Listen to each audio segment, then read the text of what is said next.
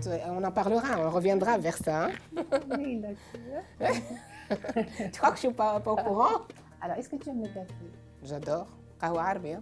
On parle bien de ça.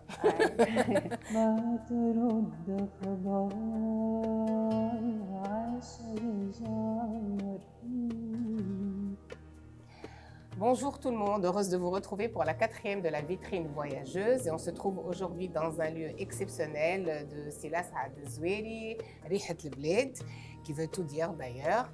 Et cet endroit magnifique aujourd'hui dans lequel nous allons partager nos différentes rubriques. Et je vous invite évidemment à commencer par la toute première avec notre amie Mariam Laraïd pour tout ce qui est patrimoine et tourisme. Bonjour Mariam. Bonjour Naïla. Heureuse de te retrouver. Alors aujourd'hui, on va parler d'un sujet particulier, d'un endroit très particulier qui a suscité l'attention de tout le monde, hein, parce que quand on l'a évoqué, c'était très intéressant. On est tout près d'ailleurs, c'est pour ça qu'on a commencé par ça. Alors de quoi tu vas nous parler aujourd'hui? Je vais commencer par te dire, tu sais le dicton qu'on dit c'est celui qui est de Barliwa. C'est tout à fait ça. Ça a été ça, c'est celui de Barliwa. On va parler de Bebarliwa. D'accord. Donc le quartier de Bebarliwa et Bebarliwa justement, c'est l'une des portes de la Médina et qui est située entre Bebedzira et Bebelfalla. Et Bebarliwa veut dire porte du petit étage. D'accord. Donc, cette porte doit son nom au petit étage qu'il a surmonté, qui était un tour de guet, donc qui servait de poste de surveillance. D'accord. C'est un peu Beblali en fait, hein? Comme l'Ali, quelque chose de haut, c'est ça? Oui. Voilà. Et donc c'est une très ancienne porte à travers laquelle transitaient des convois de marchandises qui arrivaient du Sahel tunisien et du Cap-Vent, donc à savoir céréales, huile, fruits et légumes, bois, charbon, épices, broderies, tissage. Et donc à travers cette porte également, il y a eu la débarcation du premier Turc en Tunisie, qui est Khaireddin Barbaros, donc, en 1534. D'accord. Justement, cette porte fut malheureusement démolie début des années 60 pour des travaux de réaménagement des routes. De la ville? Ouais. D'accord, ok. Alors, c'est une des plus anciennes en fait. Hein. En général, tu as une légende avec, voilà, tu as une histoire qui accompagne justement. Il y a plein d'histoires autour de Bebarliwa, c'est vrai? Oui. Il y a la colline du Jalès. D'accord. Donc, le Jalès est une colline située au sud de Tunis, donc appelée auparavant Jbal Touba. Et c'est une propriété privée de Sidi Mohamed Jalès. D'accord, donc elle porte son nom, effectivement.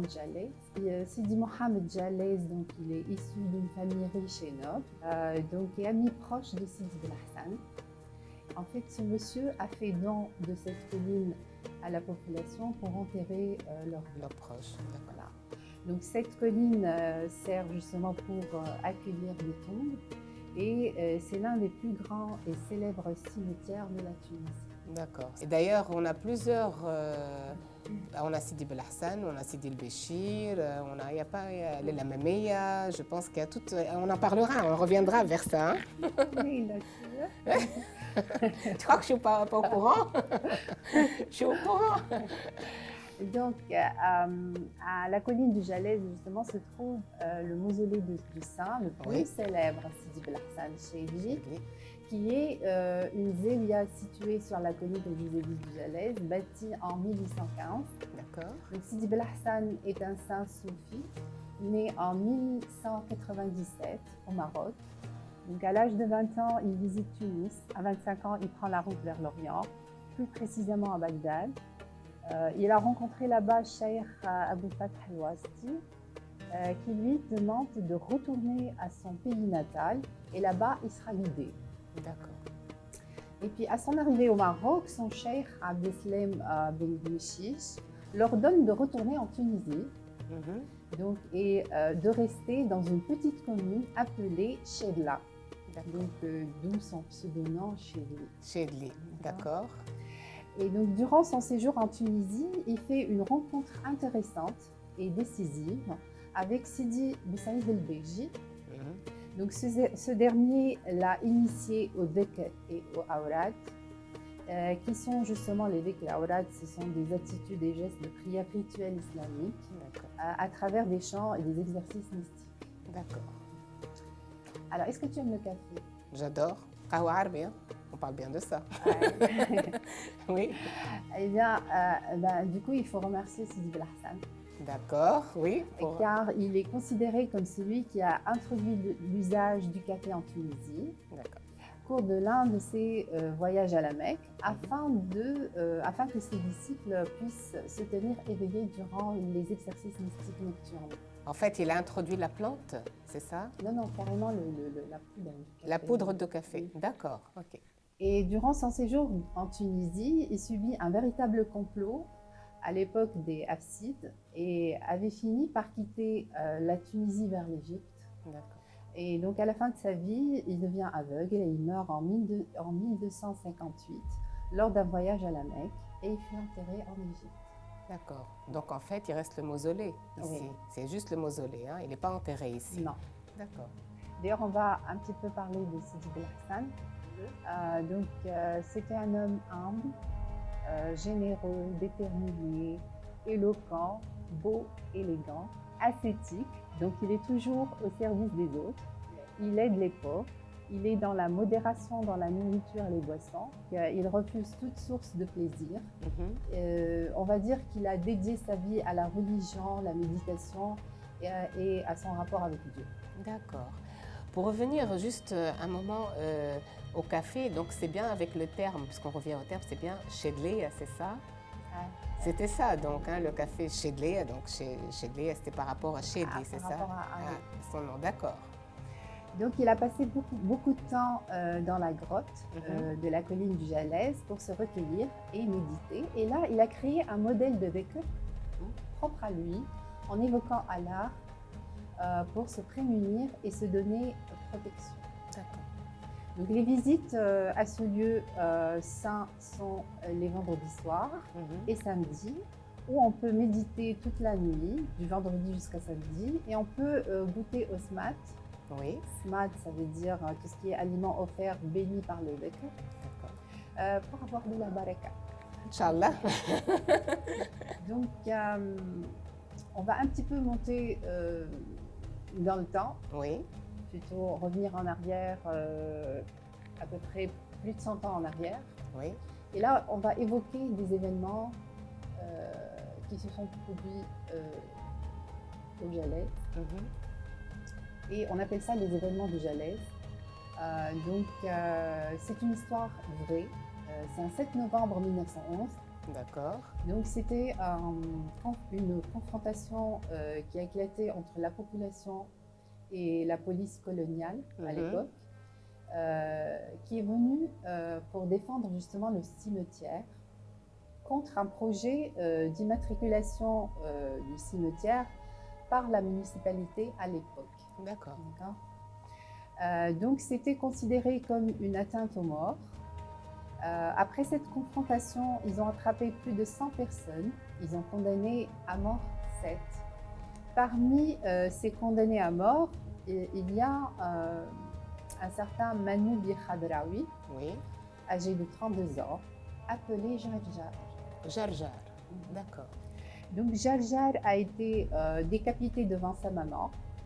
Et là, elle a passé le restant de sa vie, la pauvre, à chanter une chanson dédiée à son fils, tout en traversant les ruelles de la Médina. La fameuse chanson de Jarjar.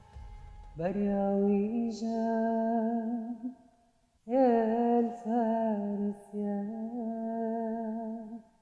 يا الفارس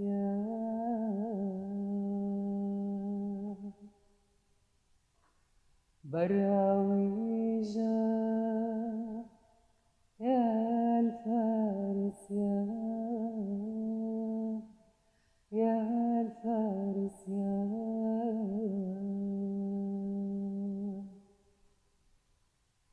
برياوي جان ما ترد أخبار عشر جار برياوي جان ما ترد أخبار عشر جار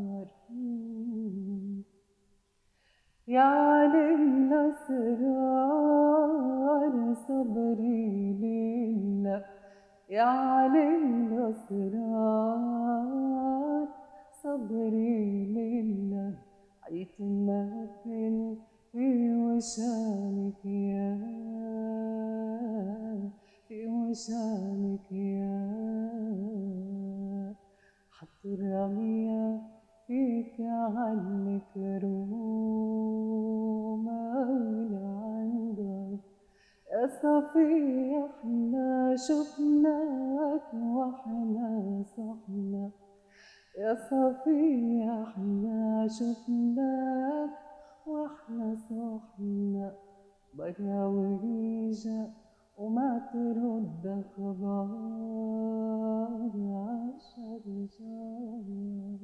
Elle est très, très, très émouvante en tous les cas, une très belle chanson, réellement. Et donc, c'était sa mère qui interprétait ça pendant très longtemps, c'est ça, j'imagine, après son décès. D'accord. Ben, écoute, Mariam, je te remercie pour cette superbe rubrique. Merci beaucoup. C'était vraiment le moment de marquer notre présence ici avec Beba Ali, justement à côté. Et puis j'espère qu'on te retrouvera la semaine prochaine avec une nouvelle rubrique. En tout cas, vous pouvez aller sur ta page, on peut aller sur ta page et voir ton interprétation et tout ce que tu fais. Tu veux rajouter quelque chose? Oui, Dis-moi. justement, parce que la rubrique, en fait, parle du patrimoine et du tourisme par rapport, on va dire, au coin tourisme. Oui, J'aimerais bien inciter les gens à venir visiter justement Rihat el-Bled, oui. qui est on va dire un lieu où on peut justement découvrir pas mal de choses, notamment tout ce qui est patrimoine, touristique, écologique, artistique et culturel. Tout à fait. Et ça regroupe plusieurs régions ici, hein, il faut le dire. Voilà. Donc, nous, on vous incite aussi donc, à venir, à peut-être venir même assister, voir comment ça se passe. C'est là, Saad est là pour vous présenter, vous expliquer. Mariam aussi est également ici. Donc, je vous remercie. Je te remercie, hein, Merci Mariam. à toi. Et on passe à la rubrique suivante.